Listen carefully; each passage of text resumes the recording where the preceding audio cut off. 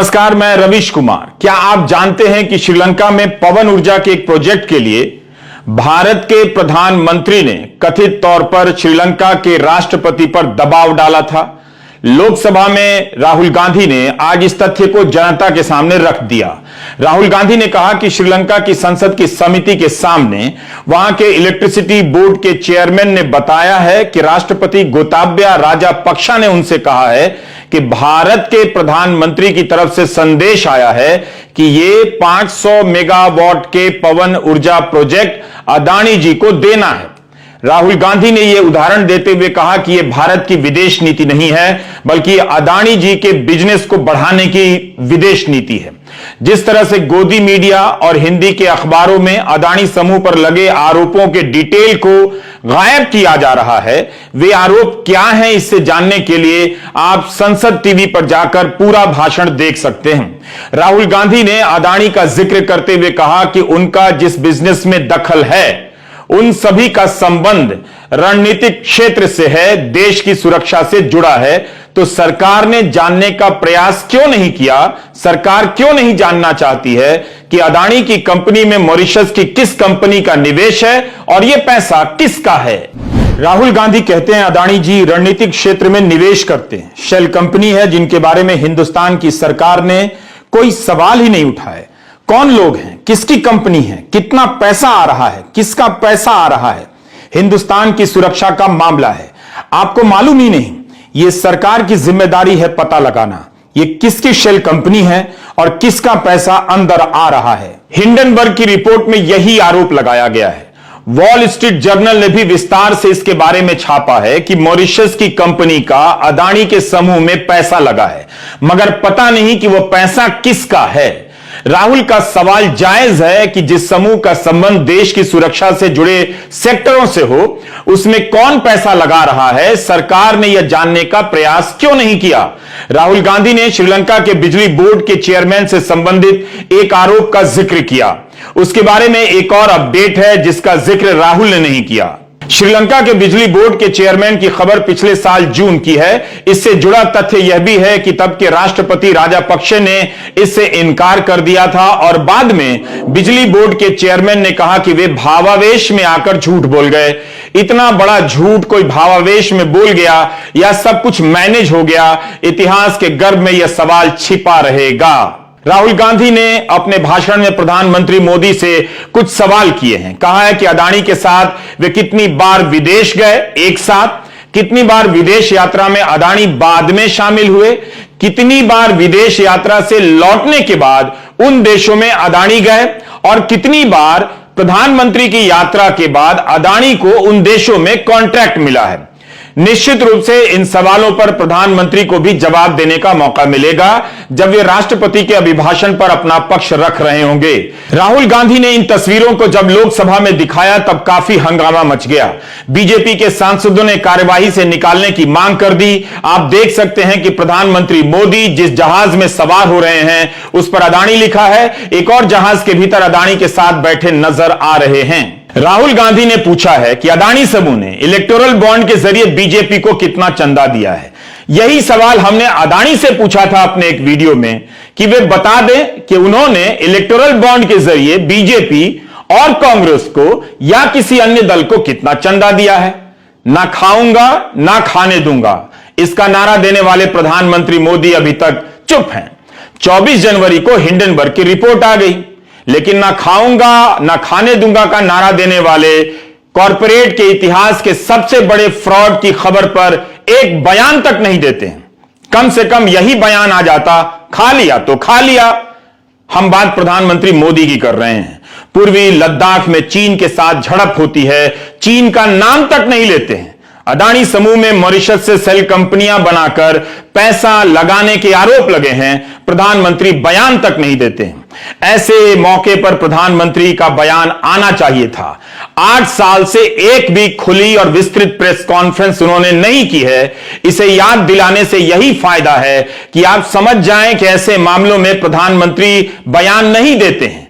क्यों नहीं देते हैं इसका विश्लेषण आप कीजिए। लेकिन राहुल गांधी ने आज कोयला, एयरपोर्ट और रक्षा सेक्टर में अदानी समूह के प्रवेश को लेकर कई गंभीर सवाल उठाए हैं। राहुल ने कहा कि अदानी जी का नेटवर्थ 2014 से 22 के बीच $8 बिलियन से $140 बिलियन कैसे हो गया।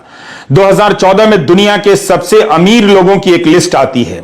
इस लिस्ट में 2014 में 690 नंबर पर थे, बिल्कुल पीछे थे। पता नहीं क्या जादू हुआ, दूसरे नंबर पर पहुंच गए। बहुत सारे लोगों ने मुझसे पूछा, राहुल जी बताइए, हिमाचल में सेब की बात होती है, अदानी जी। कश्मीर में सेब की बात होती है, अदानी जी। पोर्ट की बात होती है, अदानी जी। एयरपोर्ट की बात होती है, अदानी जी। अच्छा, हम जिस सड़क पर चल रहे हैं, मैंने पूछा ये किसने बनाई, अदानी जी। तो लोगों ने पूछा कि ये जो अदानी जी हैं, इनकी सफलता कैसे हुई, ये इतने बिजनेस में कैसे घुस गए।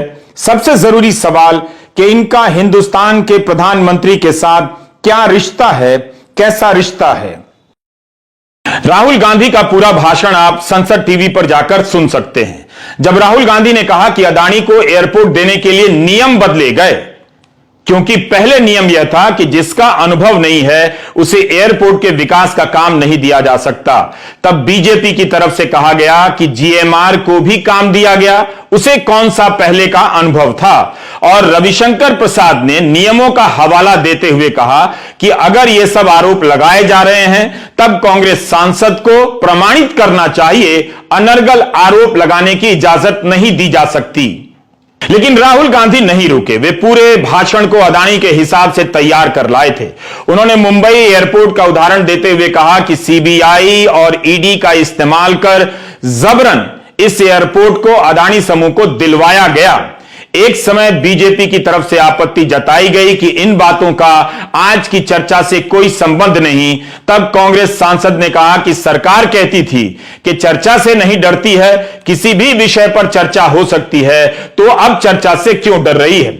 इस तरह के नोक झोंक के साथ राहुल गांधी का भाषण चलता रहा और पूरा भी हुआ। निश्चित रूप से यह विपक्ष की रणनीति का हिस्सा रहा होगा कि सदन की कार्यवाही में हिस्सा लेते हैं और इस सवाल पर सरकार को घेरते हैं। आज 15 विपक्षी दलों की बैठक में तय हुआ कि अदानी मामले में लग रहे आरोपों की जांच संयुक्त संसदीय समिति से हो, इसकी मांग जारी रहेगी।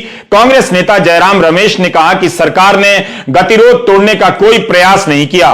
विपक्ष चाहता है कि संसद चले, लेकिन मोदी सरकार डरी हुई है और हमारी लड़ाई भी जारी रहेगी। सोमवार को कांग्रेस पार्टी ने देश भर में भारतीय जीवन बीमा निगम, भारतीय स्टेट बैंक के दफ्तरों के बाहर धरना प्रदर्शन किया ताकि जनता का ध्यान फ्रॉड के आरोपों और सरकार की चुप्पी की तरफ जाए। उम्मीद है इसकी रिपोर्टिंग हर जगह विस्तार से हुई होगी। तब भी यह उम्मीद करनी होगी कि अदानी समूह पर क्या आरोप लगे हैं, इसकी भी रिपोर्टिंग हुई होगी। मेरी इस बात पर आप हंस रहे होंगे, मुझे मालूम है। अभी तक सरकार की तरफ से जो भी जवाब आ रहे हैं उसका सार यही है कि जांच एजेंसियां स्वतंत्र और काबिल हैं, अपना काम कर रही हैं। अदानी का मामला आया तो जांच एजेंसियां स्वतंत्र हो गई, अपने आप काम करने लग गई हैं। कोई इन स्वतंत्र एजेंसियों से पूछे और सरकार से पूछे कि मॉरिशस की सेल कंपनियों की हिस्सेदारी और निवेश के आरोप तो पहले भी लगे हैं, तब उन स्वतंत्र जांच एजेंसियों ने अपना काम क्यों नहीं किया और उस काम को अंजाम पर क्यों नहीं पहुंचाया। कोई बिजनेस लाइन की इस खबर का हाल ही पूछ ले कि अदानी 2022 के अक्टूबर महीने में 2 बार सेबी की चीफ से क्यों मिलने गए थे, जबकि सेबी उनसे जुड़े मामले की 1 साल पहले से जांच कर रही थी। तृणमूल सांसद महुआ मोइत्रा के आरोपों वाले पत्र के जवाब में जून 2021 में सेबी ने तो यही कहा था कि जांच हो रही है। तो उस जांच का क्या हुआ, अदानी और सेबी की चीफ की मुलाकात का क्या हुआ।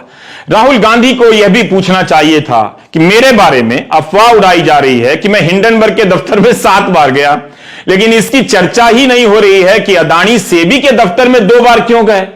क्या पिछले साल बिजनेस लाइन में जो खबर छपी थी वो यूं ही छप गई थी।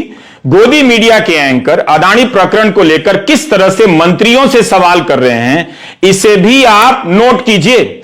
विपक्ष के आरोपों का हवाला देते हैं अपने सवाल में और उन आरोपों का मजाक भी उड़ाते हैं।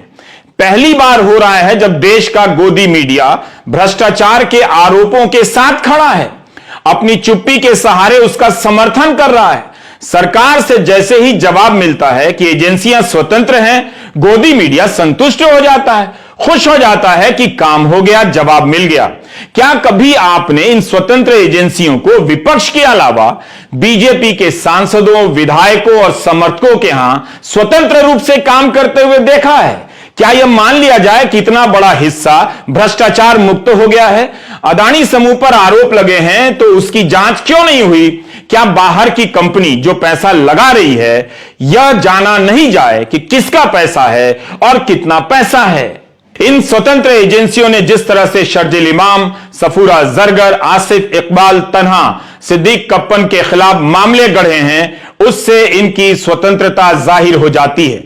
फर्जी राष्ट्रीय सुरक्षा कानून तक लगा दिए गए डॉक्टर कफील खान पर, फर्जी आरोप लगाए गए, कभी किसी अफसर के खिलाफ कार्रवाई नहीं हुई और देश को जवाबों की पुड़िया खिलाई जा रही है कि एजेंसियां स्वतंत्र हैं, वो जांच कर रही हैं। हमने 6 फरवरी के वीडियो में बताया था कि न्यूयॉर्क यूनिवर्सिटी के फाइनेंस के प्रोफेसर अश्वथ दामोदरन के ब्लॉग पोस्ट की बहुत चर्चा है। दामोदरन ने संतुलित भाषा में अदानी समूह की विकास यात्रा का विश्लेषण पेश किया है। दामोदरन ने लिखा है कि भारत विकास के मामले में चीन को पीछे छोड़ने की तैयारी में लगा है। यह सच हो या ना हो, लेकिन हिंडनबर्ग की रिपोर्ट ने भारत के विकास की कमजोर कड़ियों को उजागर कर दिया है। अदानी समूह ने तेजी से तरक्की की। अदानी एंटरप्राइजेस का राजस्व पिछले 2 दशकों में बढ़ा, लेकिन मुनाफा नहीं बढ़ा, क्योंकि कई बार निवेश का रिजल्ट आने में समय लगता है। इस वजह से भी नहीं बढ़ा कि बिजनेस में मुनाफा होता ही नहीं। इस तरह के बिजनेस में बिजनेस की प्रकृति ऐसी थी कि राजस्व के बढ़ने के साथ साथ निवेश को भी बढ़ना था। निवेश आया कैसे? कर्ज के लिए बॉन्ड जारी करके। इसलिए भी अदानी समूह के बही खाते में लोन का भार दिखता है, मगर कंपनी कभी आर्थिक संकट में नजर नहीं आई। इस समूह में अदानी परिवार के 73% शेयर हैं। दामोदरन लिखते हैं कि इसमें कोई बदलाव नहीं आता है। मुनाफा कम होने के बाद भी राजस्व बढ़ता है। समूह के राजनीतिक संबंधों के कारण निवेश भी आने लगते हैं। हिंडनबर्ग की रिपोर्ट में बहुत सी सुनी सुनाई बातें हैं, लेकिन मूल रूप से बही खाते में गड़बड़ी और शेयरों की कीमतों में हेरफेर पर जोर दिया गया है। दामोदरन कहते हैं कि मुझे लगता है कि समूह ने नियमों के साथ खेल किया है। इंट्रा पार्टी हस्तांतरण के जरिए खुद को मजबूत दिखाया है कि इस कंपनी को लोन दिया जा सकता है। इस समूह को लेकर जो संदेह जाहिर किए जा रहे हैं, उनमें दम नजर आता है।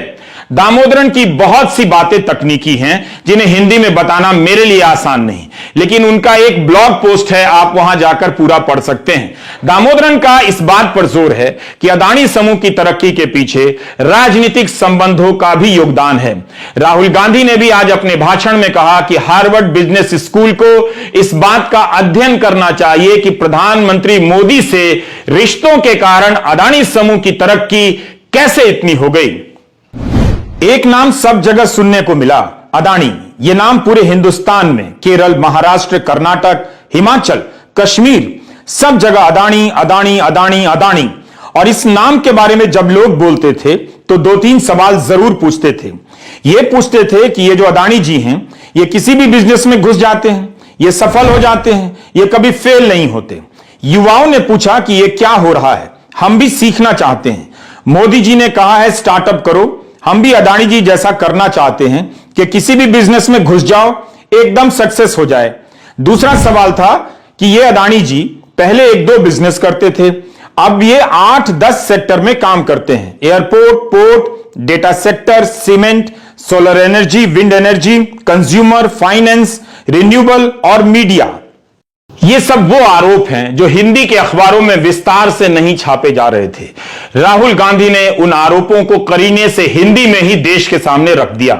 इसके बाद भी उनके भाषणों को जनता तक कितना पहुंचने दिया जाता है, यह देखना भी आपका काम है। राहुल गांधी ने कहा कि रक्षा के क्षेत्र में भी अदानी समूह का अनुभव 0 था, मगर जो कॉन्ट्रैक्ट हिंदुस्तान एरोनॉटिक्स लिमिटेड को जाना चाहिए वो अदानी समूह को चला गया। यह रिश्ते के कारण हुआ। एल्बिट कंपनी के साथ भारत में अदानी जी ड्रोन बनाते हैं, ड्रोन को सेना के लिए रिफिट करते हैं। अदानी जी ने यह काम कभी नहीं किया है। HAL कंपनी यह काम करती है, हिंदुस्तान में और भी कंपनियां यह काम करती हैं। मगर प्रधानमंत्री जी इजराइल जाते हैं और उसके एकदम बाद अदानी जी को यह कॉन्ट्रैक्ट मिल जाता है। अब देखना यह है कि प्रधानमंत्री मोदी राहुल गांधी के आरोपों का जवाब किस तरह से देते हैं। अदानी ने कहा है कि उनके समूह पर लगे आरोप भारत पर हमला है। तो क्या प्रधानमंत्री भी अदानी समूह की यह लाइन दोहराएंगे? तब तो यह आरोप और मजबूत हो जाएगा कि पहले अदानी कहते हैं, बाद में मोदी जी भी वही कहते हैं। प्रधानमंत्री को बताना चाहिए कि अगर भारत की किसी कंपनी समूह में मॉरिशस की कंपनी का पैसा लगने के आरोप हो तो सरकार क्यों बचाव करती है, सरकार जांच क्यों नहीं करती है? क्योंकि अदानी समूह रक्षा के क्षेत्र से जुड़े कई सेक्टरों में काम करता है। प्रधानमंत्री मोदी को बताना चाहिए कि अदानी जब सेबी के चेयरपर्सन से 2 बार मिलने गए तो क्यों मिले और इसका उनके समूह के खिलाफ चल रही जांच पर कोई असर तो नहीं पड़ा। मूल सवाल यह है कि प्रधानमंत्री की तरफ से कोई ठोस जवाब आएगा या कल भी भावुकता पैदा की जाएगी। जिस तरह किसान आंदोलन के समय बोलते हुए उन्होंने आंदोलन जीवी बोलकर भावुकता पैदा करने की कोशिश की थी। देश को प्रधानमंत्री के जवाब का इंतजार रहेगा। जवाब होगा या जवाब के नाम पर भावुकता होगी, खुद को पीड़ित बताकर सवालों को भटका देंगे या सीधे सीधे जवाब देंगे। यह काम भाषण लिखने वालों के बस का नहीं है, प्रधानमंत्री के बस का हो सकता है अगर वे जवाब देने की कोशिश करेंगे तब। नमस्कार, मैं रविश कुमार।